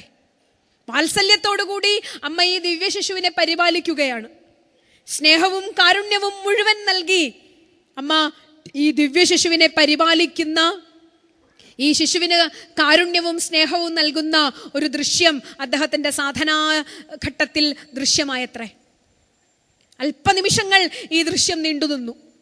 അതിനുശേഷം അദ്ദേഹം പറയുന്നത്, ഈ ദേവിയുടെ രൂപം മാറാൻ തുടങ്ങി, ഘോരരൂപിണിയായി മാറാൻ തുടങ്ങി, കണ്ണുകളിൽ നിന്നും തീ വമിക്കാൻ തുടങ്ങി, നാവിൽ നിന്നും രക്തമിറ്റു വീഴാൻ തുടങ്ങി. താൻ വാത്സല്യത്തോടെ സ്വീകരിച്ച, താൻ വാത്സല്യത്തോടെ പരിലാളിച്ച ഈ ശിശുവിനെ ഇല്ലാതാക്കുന്ന ഒരു ഭാവം അമ്മയുടെ മുഖത്ത് കാണാൻ സാധിച്ചത്രേ. ലോകത്തിൻ്റെ ക്ഷയകാരിയായ കാലവും ഞാനാണ്, ലോകത്തിൻ്റെ സൃഷ്ടികർത്താവും ഞാൻ തന്നെയാണ്. ഇത് ഭാരതീയ ശാസ്ത്ര പ്രതിപാദന രീതിയുടെ തത്വമാണ്. നാം വേദാന്തവേദ്യമായ ചൈതന്യത്തെ തിരിച്ചറിയുന്നതിന് ഈ അണുവിലും അണുവെന്ന് നാം പറയുന്ന ചൈതന്യം തന്നെയാണ് മഹത്തിലും മഹത്ത് എന്ന് പറയുന്നത്. ഈ രണ്ട് ദ്വന്ദ്വങ്ങളെ സമീകരിക്കുകയാണ്. ഈ രണ്ട് അങ്ങേയറ്റത്തെയും ഇങ്ങേയറ്റത്തെയും തമ്മിൽ സമീകരിക്കുകയാണ്. അനിർവചനീയം എന്ന അനുഭവത്തെ ശാസ്ത്രം പറയുന്നത്, അത് വാക്കുകൊണ്ട് നിർവചിക്കാൻ സാധിക്കാത്തത് കൊണ്ടല്ല അനിർവചനീയം എന്ന് പറയുന്നത്. രണ്ട് വിരുദ്ധ ധ്രുവങ്ങളാണ് അനിർവചനീയം. അപ്പോൾ സൃഷ്ടിയും സംഹാരവും എന്നത് നമ്മെ സംബന്ധിച്ചിടത്തോളം രണ്ട് വിരുദ്ധ ധ്രുവങ്ങളിൽ സംഭവിക്കുന്നതല്ല. സൃഷ്ടിയും സംഹാരവും സംഭവിക്കുന്നത് ഒരിടത്തു തന്നെയാണ്, ഒരേ ഭഗവാനിൽ തന്നെയാണ്, ഒരേ ചൈതന്യത്തിൽ തന്നെയാണ് സൃഷ്ടി സംഭവിക്കുന്നതും സംഹാരം സംഭവിക്കുന്നതും. യദുകുലത്തിന്റെ നാശത്തെക്കുറിച്ച് ഭഗവാൻ പറഞ്ഞ ഏറ്റവും പ്രസക്തമായ പ്രസ്താവന, ഏതൊരു ഉദ്ദേശത്തിനു വേണ്ടിയാണോ, ഏതൊരു ധർമ്മം അനുഷ്ഠിക്കുന്നതിന് വേണ്ടിയിട്ടാണോ തന്നോടൊപ്പം ഇവർ മുഴുവൻ ചേർന്ന് പ്രവർത്തിച്ചത്, കുറേ കാലങ്ങൾ കഴിയുമ്പോൾ ഗീതാഭാഷ്യത്തിന്റെ ആമുഖത്തിൽ ആചാര്യ ഭഗവത്പാദർ പറയുന്നുണ്ട്, ഏതൊരു സംഘടനയ്ക്കും ഏതൊരു സമ്പ്രദായത്തിനും കൃത്യമായി പ്രസക്തമായ ആശയമാണത്. ദീർഘേണ കാലേന അനുഷ്ഠാതൃണാം കാമോദ്ഭവാത്. എത്ര ഉന്നതന്മാരായ ജീവിതങ്ങൾ ജീവിച്ചു വളർന്ന സമ്പ്രദായമാണെങ്കിൽ കൂടി, എത്ര ഉന്നതന്മാർ തങ്ങളുടെ ജീവൻ സമർപ്പിച്ച പ്രസ്ഥാനമാണെങ്കിൽ കൂടി, ദീർഘകാലം ഒരു സമ്പ്രദായം ലോകത്ത് നിലനിൽക്കുമ്പോൾ സ്വാഭാവികമായും അനുഷ്ഠാതൃണാം കാമോദ്ഭവാത്, അതിന് പിന്നിൽ നിൽക്കുന്നവരുടെ നിസ്സാരങ്ങളായ കാമങ്ങൾ, അതിന് പിന്നിൽ നിൽക്കുന്നവരുടെ നിസ്സാരങ്ങളായ സ്വജന താല്പര്യങ്ങൾ ആ ഉന്നതമായ ലക്ഷ്യത്തിൽ നിന്നും ആ സംഘത്തെ പിന്നോട്ട് വലിക്കുന്നതായി തീരാറുണ്ട്. അതുകൊണ്ട് തന്നെ മഹാത്മാക്കൾ ഇതിനോടൊന്നും തൽപരരല്ലാത്തവരായിട്ട്, ഇത് മുഴുവനും ഉണ്ടാക്കിയിട്ട് ലോകം ചമയ്ക്കുകയും സൃഷ്ടിക്കുകയും അഴിക്കുകയും ചെയ്യുന്നത് ലോകേശ്വരിയുടെ ലീലയാണ്. അതുകൊണ്ട് തന്നെ നമ്മളൊരു മഹാത്മാവിൻ്റെ ലക്ഷണം അദ്ദേഹത്തെ കൃത്യമായി പരിശോധിച്ചാൽ മനസ്സിലാവും. ഈ പ്രപഞ്ചം മുഴുവൻ സൃഷ്ടിച്ചിട്ട് എങ്ങനെയാണോ ഒരു കുട്ടി ഒരു കടൽ തീരത്ത് മണ്ണുകൊണ്ട് മനോഹരമായ ഒരു വീടുണ്ടാക്കിയിട്ട് കുറെ നേരം അവിടെ ഇരുന്ന് കളിക്കും, എന്നിട്ട് ഈ കളി കഴിഞ്ഞ് തിരിച്ചു പോകുമ്പോൾ യാതൊരു മമതയും ഇല്ലാതെ അവൻ ആ വീട് തച്ചുടച്ചിട്ട് കടന്നു പോകുന്നത്, മഹാത്മാക്കളുടെ ഒരു ലക്ഷണം ഇതാണ്. അവർ പത്മപത്രമിവാംഭസ ആയിരിക്കും. ഈ ലോകത്തിൽ തങ്ങളുടെ ബന്ധങ്ങളോടൊപ്പം ഇടപെടുമ്പോഴും ഈ ബന്ധങ്ങളിൽ നിന്നും വിമുക്തി നേടുന്ന അനാസക്തന്റെ ആസക്തിയാണ് ഒരു മഹാത്മാവിന് ജീവിതത്തോടുള്ളത്. ഇതാണ് ഭഗവത്ഗീതയിലെ സ്ഥിതപ്രജ്ഞ ദർശനം സൂചിപ്പിക്കുന്നത്. ഭഗവാൻ ഈ ലോകത്ത് വ്യവഹരിച്ചത് സ്ഥിതപ്രജ്ഞന്റെ ജീവിതാദർശത്തോടു കൂടെയായിരുന്നു. ഇടപെടുമ്പോൾ ഏറ്റവും പൂർണ്ണമായി ഇടപെടുകയും അതിൽ നിന്നും ഈ പ്രപഞ്ചം എന്നതൊരു യാത്ര പോലെയാണ്. യാത്രയിലൊന്നും നമ്മൾ പെർമനൻ്റ് ആയി കരുതില്ല. ഒരു സെൻ ഗുരുവിൻ്റെ കഥയുണ്ട്. ഒരു സെൻ ഗുരുവിനെ കാണുന്നതിന് വേണ്ടിയിട്ട് ശാന്തമായ ഒരു ആശ്രമം, സെൻ ഗുരുവിനെ കാണുന്നതിന് വേണ്ടിയിട്ട് ഒരു യാത്രികൻ വന്നു. അപ്പോൾ വഴിയാത്ര ചെയ്തുകൊണ്ട് പോവുകയായിരുന്നു. അപ്പോൾ ഈ ഭംഗിയുള്ള ആശ്രമത്തിൻ്റെ പ്രശാന്തത കണ്ടപ്പോൾ ഈ യാത്രികൻ സെൻ ഗുരുവിൻ്റെ അടുത്ത് വന്നു. എന്നിട്ട് പറഞ്ഞു, ഞാൻ കുറെ ദൂരം യാത്ര ചെയ്ത് വരികയാണ്, ഞാൻ ഒന്ന് വിശ്രമിക്കാനാണ് അങ്ങയുടെ ഈ ആശ്രമത്തിൽ വന്നത് എന്ന് പറഞ്ഞു. അപ്പോൾ ഗുരു പറഞ്ഞു, നിങ്ങൾ സ്വസ്ഥമായിരുന്ന് വിശ്രമിച്ചോളൂ, നിങ്ങൾ തിരിച്ചു പൊക്കോളൂ. അപ്പൊ ഈ യാത്രികൻ പറഞ്ഞു, ഇവിടെ വിശ്രമിക്കാൻ കസേരകളൊന്നും കാണുന്നില്ലല്ലോ, ഒരു കസേര പോലുമില്ല, അങ്ങ് എവിടെയാണ് അങ്ങ് ശയിക്കുന്നതും ഇരിക്കുന്നതും ഒക്കെ, ഇവിടെ വിശ്രമിക്കാൻ കസേരകളില്ലല്ലോ എന്ന് പറഞ്ഞു. അപ്പൊ ഗുരു ചോദിച്ചു, നിനക്ക് ജീവിക്കാൻ നിനക്ക് വേണ്ടിടത്തൊക്കെ കസേരയും കൊണ്ട് നടക്കാമായിരുന്നില്ലേ, എന്തിനാണ് നീ എന്നോട് കസേര ആവശ്യപ്പെടുന്നത് എന്ന് ചോദിച്ചു. അപ്പോൾ ഈ യാത്രികൻ പറഞ്ഞു, ഞാനൊരു യാത്രക്കാരനല്ലേ, എനിക്ക് പോകുന്നിടത്തൊക്കെ കസേര കൊണ്ട് നടക്കാൻ പറ്റുമോ? അതുകൊണ്ട് ഞാനൊരു യാത്രക്കാരനാണ്, എനിക്ക് കസേര കൊണ്ട് നടക്കാൻ പറ്റില്ല. പക്ഷെ അങ്ങ് സ്ഥിരമായി ജീവിക്കുന്നയാളല്ലേ, അങ്ങല്ലേ കസേര കരുതേണ്ടത് എന്ന് പറഞ്ഞു. അപ്പൊ ഈ സെൻഗുരു ചിരിച്ചുകൊണ്ട് ചോദിച്ചു, ആര് പറഞ്ഞു നീ മാത്രമാണ് യാത്രക്കാരനെന്ന്? നീയാണ് യാത്ര ചെയ്യുന്നവൻ, ഞാൻ സ്ഥിരമായി ഇവിടെ ഇരിക്കുന്നവനാണെന്ന് ആര് പറഞ്ഞു? എനിക്കെന്തിനാണ്, ഞാനും ഒരു വലിയ യാത്ര ചെയ്തുകൊണ്ടിരിക്കുകയാണ്, എനിക്കെന്തിനാണ് കസേരകൾ എന്ന് ഈ സെൻ ഗുരു അയാളോട് മറുപടി പറഞ്ഞത്രേ. സെൻ കഥകളൊക്കെ ഇങ്ങനെയാണ്, ഒരു നിമിഷത്തിൽ അത് സംഭവിക്കുന്നു, ഒരു നിമിഷത്തിൽ ഈ തിരിച്ചറിവ് ആ യാത്രികന്റെ ഉള്ളിൽ ഉണ്ടാവുന്നു. നമ്മുടെ സങ്കല്പം അനുസരിച്ച് പാന്തറ പെരുവഴിയമ്പലം തന്നിലെ തന്തരായി കൂടി വിയോഗം വരുന്ന ഭാവമാണ് ഒരു മഹാത്മാവിന് ജീവിതത്തോടുള്ളത്. വിട്ടുപിടിക്കുന്ന കലയാണ് ആധ്യാത്മികത. പിടിച്ചിട്ടുണ്ട്, ശക്തമായി പിടിച്ചിട്ടുണ്ട്, സ്നേഹത്തോടെയും വാത്സല്യത്തോടെയും പിടിച്ചിട്ടുണ്ട്. പക്ഷേ ഏത് നിമിഷം വേണമെങ്കിലും വിടാവുന്ന രീതിയിലാണ് ഈ പിടുത്തം മുഴുവനും ഉള്ളത്. ഈ വിട്ടുപിടിക്കാൻ വേണ്ടിയാണ് പറയുന്നത്, ഇതൊന്നും നിങ്ങളുടേതല്ല, ഇതൊക്കെ ഭഗവാന്റേതാണ്. പ്രസിദ്ധമായ ഒരു കഥയുണ്ട്. ഒരു അതിമനോഹരമായ ഒരു കടൽ തീരത്തുകൂടി ഒരു സന്ധ്യയ്ക്ക് ഒരു മനുഷ്യൻ നടന്നു പോവുകയായിരുന്നു. മനോഹരമായ വൈകുന്നേരം, സൂര്യൻ അസ്തമിക്കാൻ തുടങ്ങുന്നു, മനോഹരമായ കടൽ തീരം, കടലിന്റെ സംഗീതം. ഇയാൾ നടന്നു പോവുകയായിരുന്നു.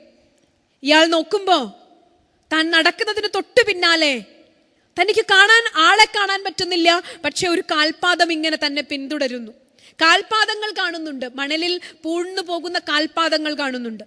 ഇയാൾ നിന്നു, ആ കാൽപാദവും നിന്നു. ഇയാൾ വളരെ കൗതുകത്തോടെ തന്നെ പിന്തുടരുന്ന അദൃശ്യമായ ഈ കാൽപാദങ്ങൾ ഏതാണ് എന്ന് വളരെ കൗതുകത്തോടെ പിന്നോട്ട് തിരിഞ്ഞു നോക്കി. അതിൻ്റെ ഉടമയെ കാണുന്നില്ല, പക്ഷെ 2 കാൽപാദങ്ങൾ തന്നെ പിന്തുടർന്നുകൊണ്ടേയിരിക്കുന്നു. കുറച്ചുനേരം ഈ കടലിൻ്റെ സംഗീതവും ആസ്വദിച്ച് ഈ കാൽപാദവും ഈ മനുഷ്യനും യാത്ര തുടർന്നു. ഒരു 10 നിമിഷം കഴിഞ്ഞപ്പോൾ കടലിൻ്റെ ഭാവം മാറാൻ തുടങ്ങി.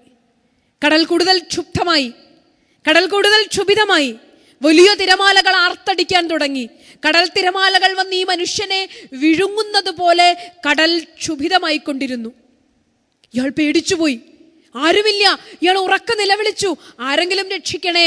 ഇയാൾ തിരിഞ്ഞു നോക്കി, പുറകെ വരുന്നിരുന്ന ഫുട് പ്രിന്റ്സ് കാണാനുണ്ടോ എന്ന്.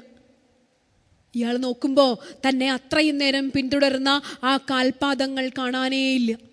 കാറ്റിലും കോളിലും പെട്ട് താൻ മരിക്കാറായി മുന്നോട്ട് പോകാൻ കഷ്ടപ്പെടുമ്പോൾ ആ കാൽപാദങ്ങൾ എവിടെ പോയി? ഇയാൾ അത്ഭുതപ്പെട്ടു, ഇയാൾ കരഞ്ഞു നിലവിളിച്ചു, ആരും രക്ഷിക്കാനുണ്ടായില്ല. കടലിന്റെ തിരമാലകൾ വന്ന് ഇയാളെ വിഴുങ്ങുന്ന അവസ്ഥയിലെത്തി. ഭാഗ്യം കൊണ്ട് ഒരു 10-15 നിമിഷം കഴിഞ്ഞപ്പോൾ കടലിൻ്റെ ഈ ആർത്തട്ടഹാസം അവസാനിച്ചു.